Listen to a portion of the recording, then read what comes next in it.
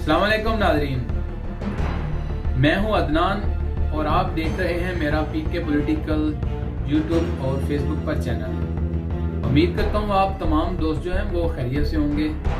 और मेरे नए आने वाले दोस्त जो हैं वो मेरे इस चैनल को सब्सक्राइब करें और इसकी आइकन बेल के ऊपर क्लिक कर दें ताकि मेरी आने वाली तमाम वीडियोस जो हैं वो आपको बासानी मिल सकें। तो जो लोग मेरे इस चैनल को सब्सक्राइब करते हैं या उसके बाद शेयर करते हैं तो मेरे प्रोग्राम को सुनते हैं, मैं उनका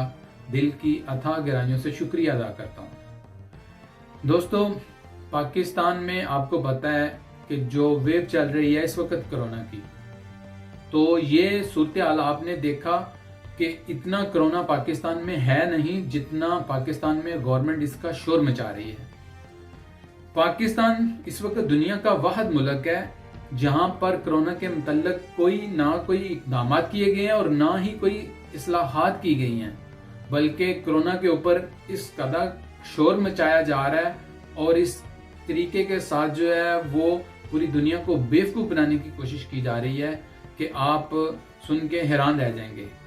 मैं आपको बताऊं कि हुकूमत की तरफ से जो बातें तो बहुत ज़्यादा की जा रही हैं, लेकिन काम आपको करते हुए हुकूमत कहीं भी नज़र नहीं आ रही।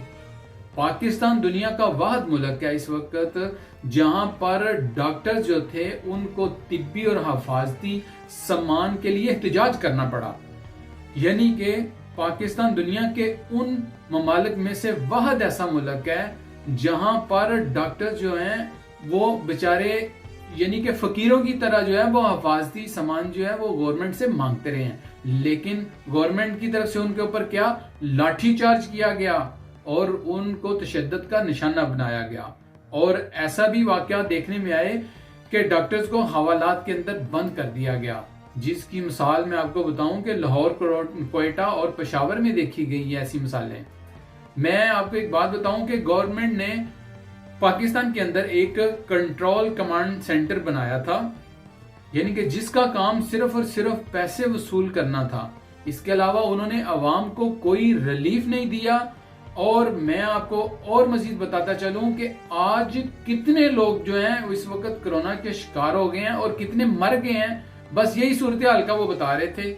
यानी कि जब नोटिस लिया अदालतों ने तो उसकी जब समाअत हुई तो चीफ जस्टिस जो गुलजार अहमद हैं उनकी सरबराही में ये जो इसकी समाअत हुई थी। तो 5 रुकनी जो जजेस का जो बेंच था उसमें अदालत ने हुकूमत की तरफ जो है वो काफी ज्यादा सवालात उठा दिए थे। यानी कि जज साहब ने ये कहा कि देखो, जो आप जितने वसाइल इस्तेमाल कर रहे हैं और जितना आप पैसा बता रहे हैं,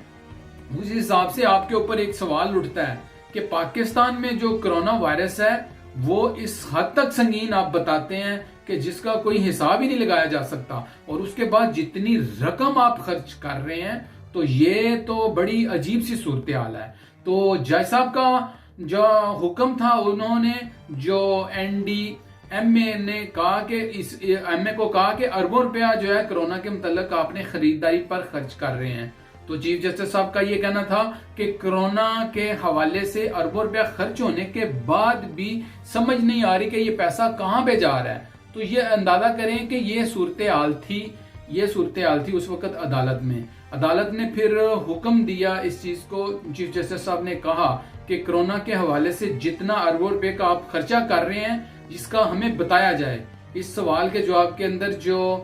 जो हुकूमत का नुमाइंदा NDMA जो हुकाम था उसने अदालत को ये बताया कि NDMA ने यानी कि MK ने 25 अरब रुपया जो है इस काम के लिए मुख्तस किया था।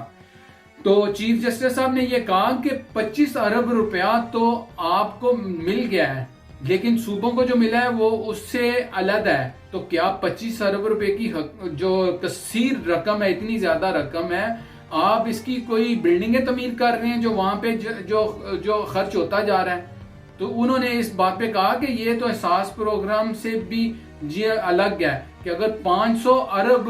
रुपया जो है वो कोरोना के मरीजों के ऊपर आपने खर्च कर दिया तो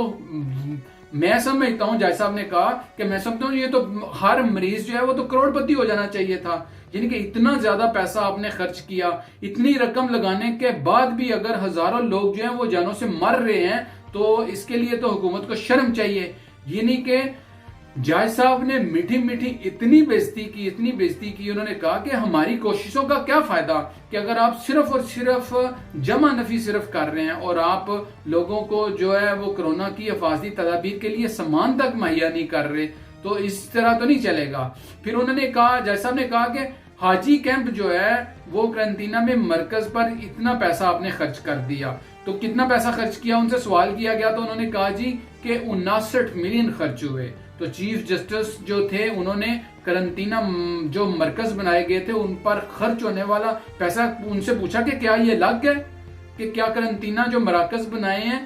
इनके लिए भी आपने कोई ऐसी बिल्डिंग इमारत बनानी शुरू कर दिया कि आपका पैसा जो है वो धड़ाधड़ जो है वो लगता जा रहा है। तो जनाब चीफ जस्टिस साहब ने काफी ज्यादा जो है वो सर्जनश की इस मामले में। तो बात कहने के मकसद ये है कि चीफ जस्टिस साहब ने जो है वो कोरोना के जो मरीज है उनके ऊपर औसतन खर्च जो था वो उन्होंने पूछा कि कितना खर्च होता है, ये हमें बताया जाए। यानी कि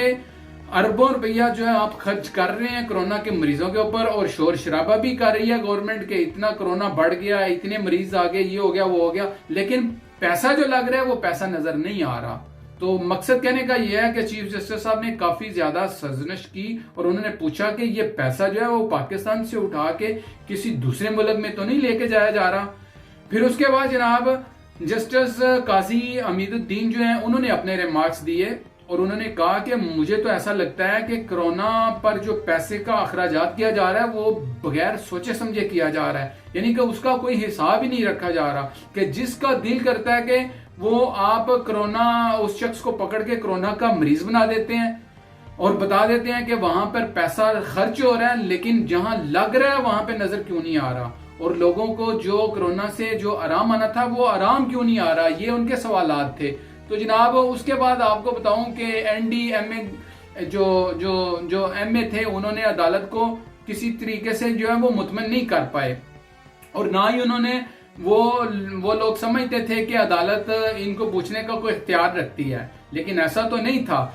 अच्छा, अभी इन्होंने पाकिस्तान की कौम और पाकिस्तान की आवाम को तो इन्होंने बेवकूफ बनाया। मैं आपको जो बात नहीं बताने जा रहा हूं वो बात बड़ी हैरानकुन है। वो बात यह है कि जनाब अब जो वर्ल्ड हेल्थ ऑर्गेनाइजेशन है, जिसको दोस्तों को पता है कि उसको WHO कहा जाता है, WHO और वर्ल्ड बैंक जो है जो इन्होंने कोरोना की पिछली वेव जो आई थी उसके दौरान पाकिस्तान को अरबों रुपया की जो ग्रांट दी थी उसके मुतल्लिक उन्होंने पूछगिछ करना शुरू कर दी है, जिसका जो NDMA के जरिए जो है लेफ्टिनेंट अफजल जो थे वो उनको मुकर्रर किया गया था। तो मैं आपको ये बड़े वसूख से आपको ये खबर दे रहा हूं कि उन्होंने 25 लाख फी कस मरीज का बिल बनाकर जो है वो पाकिस्तान के सिस्टम को जो है वो बेवकूफ बनाया था। मगर WHO ने हिसाब तो मांग लिया है, उन्होंने कहा है तो $300 मिलियन का जो गबन हुआ है वो पैसे कहां से गए। तो दोस्तों मैं आपको एक बात बताऊं, तब से वो लेफ्टिनेंट अफजल जो हैं वो आज तक अभी तक गायब हैं, उनका कोई पता नहीं चल रहा कि वो कहां चला गए हैं। और दूसरी उसके बाद जो पाकिस्तान में जो कोरोना का पैसा है वो समझ से बाहर है कि इतना ज्यादा पूरी दुनिया से अमदाद मिली है पाकिस्तान को, और समझ से बाहर है कि वो पैसा गया कहाँ है। डॉक्टर तो बेचारे रुल गए, मरीज बेचारे रुल गए, डॉक्टर अपने तिब्बी और हिफाजती सामान जो है उसके लिए डंडे खाते रहे हैं और हवालात में बंद होते रहे हैं, और हुकूमत जो है वो मीडिया पर शोर मचाती रही है कि हमने कोरोना के लिए बहुत काम किया है। भाई आपने कोरोना के लिए नहीं काम नहीं किया, आपने तो सारे का सारा ड्रोना के लिए काम किया है। जिस दिन कोरोना से 100 या 150 बंदा जो है वो मर गया था, तो मैं आपको एक दोस्तों बात बताऊं, हमारे इस पाकिस्तान के जो सिलेक्टेड प्राइम मिनिस्टर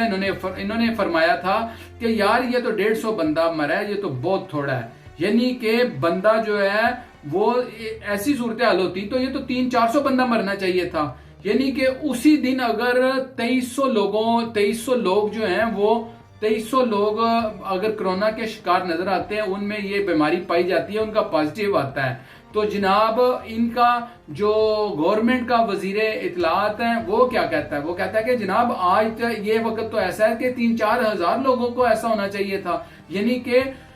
ये मरने की भी तादाद लोगों को जानबूझ के बताते हैं और यही करते हैं, और इनका वतीरा बन चुका है कि ये बताते हैं कि भाई ये ऐसा हो गया, ऐसा होना चाहिए था। भाई आपने क्या किया है, आपने इस कौम और इस मुल्क के लिए क्या किया? अगर आपने कोई खिदमत की है तो आप लोगों को बताएं।